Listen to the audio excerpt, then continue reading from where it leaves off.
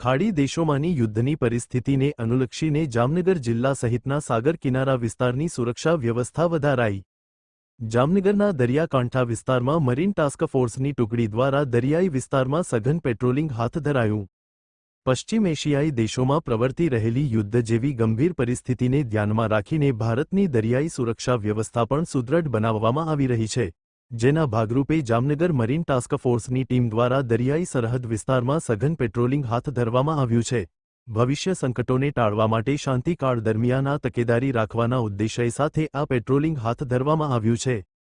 જુદી જુદી ટીમો દ્વારા જામનગર જિલ્લાના સમગ્ર દરિયાકાંઠા વિસ્તારોમાં ફૂટ પેટ્રોલિંગ તેમજ દરિયામાં બોટ પેટ્રોલિંગ હાથ ધરવામાં આવ્યું છે અને સઘન પેટ્રોલિંગની કાર્યવાહી હાથ ધરવામાં આવી રહી છે, જેમાં ખાસ કરીને નવા જૂના બેડી બંદર, રોજી બંદર, માધાપર, જોડિયા ભૂંગા સહિતના વિસ્તારો ઉપરાંત ખારા બેરાજા, એરફોર્સ દરિયાઈ રેન્જ વિસ્તાર ઉપરાંત જામનગર જિલ્લાના દરિયાઈ વિસ્તારમાં આવેલા સંભવિત લેન્ડિંગ પોઈન્ટ અને ફિશિંગ સેન્ટર વગેરે સ્થળે પેટ્રોલિંગ હાથ ધરવામાં આવ્યું હતું।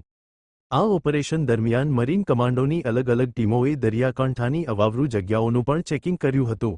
ઉપરાંત દરિયામાં રહેલી શંકાસ્પદ બોટ અને શંકાસ્પદ વ્યક્તિઓને પૂછપરછ તથા તપાસ હાથ ધરીને સુરક્ષા વ્યવસ્થા વધુ કડક બનાવવામાં આવી છે।